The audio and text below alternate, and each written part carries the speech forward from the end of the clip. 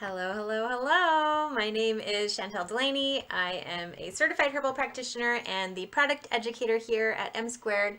And in this video, we are going to talk about what is the deal with copper. So I'm going to talk to you about what copper can do for your health and your beauty routine. So copper has been a popular topic lately, both in the cosmetic world and in the health and wellness world. In skincare and in cosmetics, it is one of the most effective ingredients for firming the skin. And in health and wellness, we're learning more all the time about how crucial this mineral is to many functions in the body. Everything from the beating of your heart to the production of collagen to the way your body absorbs iron. So let's start with the easy stuff. We're going to start with skincare.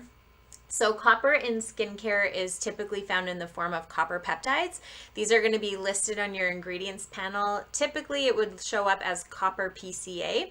So peptides are strings of amino acids that are the building blocks that make up protein in our bodies, and this includes collagen in our skin. So when we lack in these proteins, we tend to see more wrinkles, brittle nails, dry hair that's prone to breakage. And peptides really work to serve as those building blocks, not only for new collagen, but also for elastin, which is what is responsible for the firmness and elasticity in our skin. So copper peptides are a specific type of peptide. It's called a carrier peptide.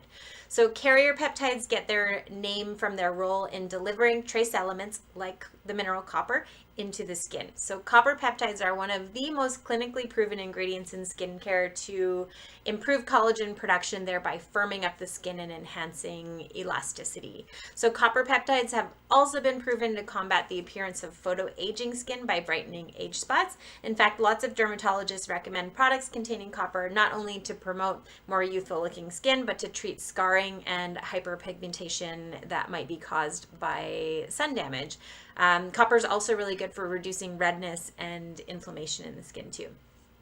If you are looking for skincare products that are rich in copper peptides, Derma E uses them in their hydrating line and in their Firm and Lift line. The Firm and Lift line is especially good for people who are noticing that their skin is maybe getting thinner or crepey or losing elasticity, maybe feeling the effects of gravity.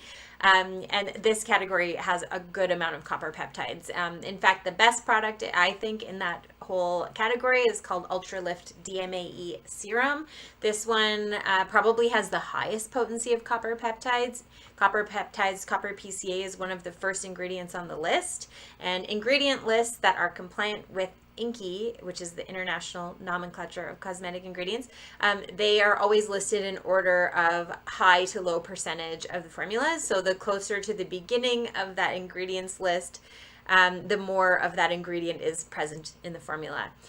If you want to learn more about topical peptides in general, you can check out my peptides and skincare video that went up last October.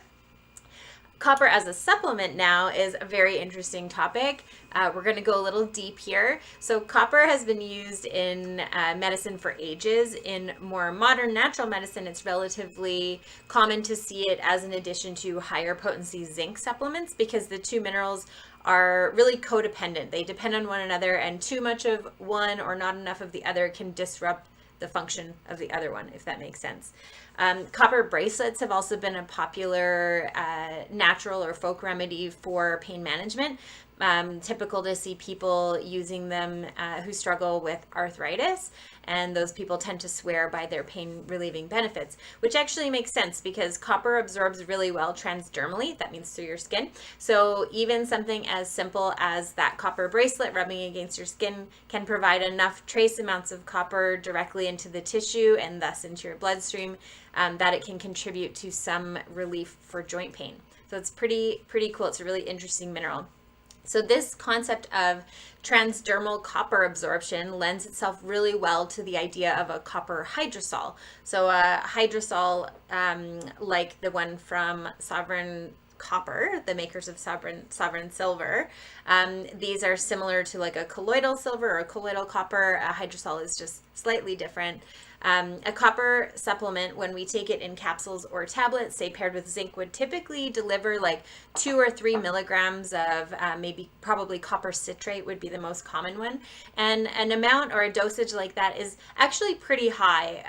So when you're administering copper orally in a capsule or tablet, you need to put a higher amount in to absorb or to ensure that adequate levels of that copper actually get absorbed through the digestive process.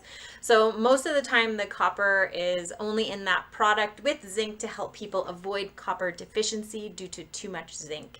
That copper probably isn't actually going to have the positive effect that it could if it were taken on its own and in a more absorbable format. So when you use a copper hydrosol, like this one, the particles are so small and they're unbound to amino acids like citrates so that they can absorb directly into the tissue of your mouth and throughout your digestive tract without needing the enzymes in your stomach acid to break those protein bonds and absorb the mineral later on lower down in your intestinal tract. So if you think of a copper hydrosol like this liquid, kind of like the internal version of the copper bracelet, copper hydrosol gets into the bloodstream much more efficiently than a tablet or a capsule would, and for this reason, you don't need to take very much. A typical dose of this is just 150 micrograms per serving, and that is more effective and more bioavailable than it would be to take 10 times that much in a tablet or capsule.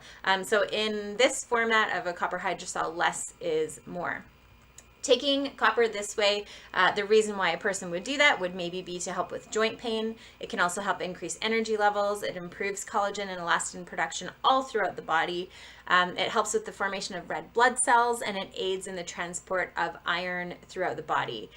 In fact, if you are a person who struggles to maintain iron levels or you rely on regular or semi-regular iron supplementation, copper might actually be the missing link, because without copper, your body cannot absorb iron.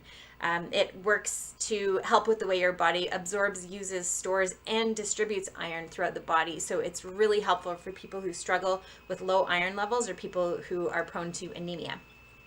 Copper is also an essential mineral in the production of ATP in your body. ATP is literally energy, so this makes it useful for supporting and enhancing all mitochondrial activity in the body. So if you think of ATP as your body's battery charger, and copper is a crucial part of that battery charger's ability to provide you with energy for all of your body functions. Another great benefit to taking a copper hydrosol like this one is its ability to increase or improve the production of collagen and elastin. So yes, this is great for your hair, skin, and nails, but it also means that it's great for your bones, joints, cartilage, and ligaments too. So it's a really valuable addition to any pain management protocol, and it can be helpful for conditions like arthritis or plantar fasciitis, as well as recovery from injuries like sprains and broken bones and torn tendons. We used to get a lot more copper in our diets, but in typical modern diets, it's not so present anymore. There are several reasons for this, but one of the big ones is changes to mineral levels in agricultural soil. So this is caused by poor crop rotation or not fallowing fields. This is when you let soil rest and don't plant anything for a period of time to allow that soil to regenerate. Also, overuse of pesticides and chemical fertilizers and just over farming the land has really resulted in a reduction of trace minerals in the soil, especially copper. Foods that are higher in copper include oysters, lobster, liver, mushrooms, nuts, dark chocolate, and dark leafy greens. So some of those things we might eat regularly, but many of them we probably don't. And even with that in mind, only about 30 to 40% of dietary copper actually gets absorbed by the body. So most of us are probably not getting enough copper from food alone. So I keep showing you this bottle, but this is the Sovereign Copper Hydrosol. It's called Bioactive Copper Hydrosol. A daily dose for this is 1 tablespoon 1 to 3 times per day, and there are just 3 ingredients. So it's 99.9999% copper to carbonate, pharmaceutical grade water, and a tiny bit of silver hydrosol for stability. So in addition to this being a hydrosol with the smallest possible particle size of that copper, the other thing that makes it special is the type of copper that they're using. So that copper 2 carbonate is an ionic copper that actually provides both copper 1 and copper 2. So there are parts of the body that can only that only has receptor sites for copper 1, and other parts of the body that only has receptor sites for copper 2, and those are required to support various vital functions throughout the body. So there is a really big benefit in getting both copper 1 and copper 2 in one supplement. Your body doesn't need to try to convert between those two forms, so absorption and utilization doesn't require any extra energy from the body or depend on like specific conditions to be able to convert. So it's super interesting. It's a really, really great product that really covers a lot of bases when we're thinking about taking supplements for joint pain, for energy, for red blood cells, for cardiovascular health, for kind of all of the above. So that is all for now on copper. I'd love to know what you think, and if you have any experience taking copper or using products that contain copper peptides, I'd love some testimonials. So thanks for tuning in, and we'll see you next time. Cheers.